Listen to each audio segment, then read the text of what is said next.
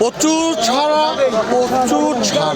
মানে কি বলবো, আমি যেখানেই গেছি ময় মুরব্বী থেকে শুরু করে বিশেষ করে তরুণদের আগ্রহ যথেষ্ট।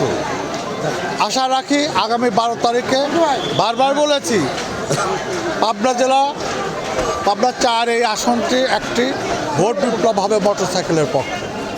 এখন পর্যন্ত সার্বিক পরিবেশ ভালো, কিন্তু আমার প্রতিপক্ষ ধানের শীষের লোকজন বা হাবিব ভাই নিজেই বিভিন্ন জায়গায় হুমকি ধামকি দিচ্ছে। রাত্রে তাদের বাহিনী বিভিন্ন বাসায় গিয়ে তাদের বাবা মাকে হুমকি দিচ্ছে। সাধারণ যারা ভীতু ভোটার তাদের বাড়িতে হুমকি দিচ্ছে যেন 12 তারিখে ভোট সেন্টারে না যায়। এমন কিছু ঘটনা ঘটছে।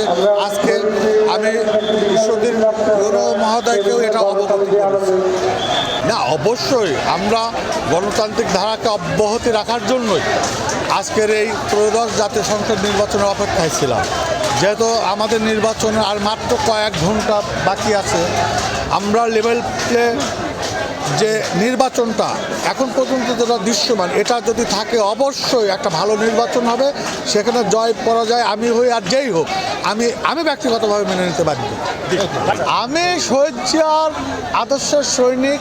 আমি এই দল গায়ের জোরেই করে এসেছি।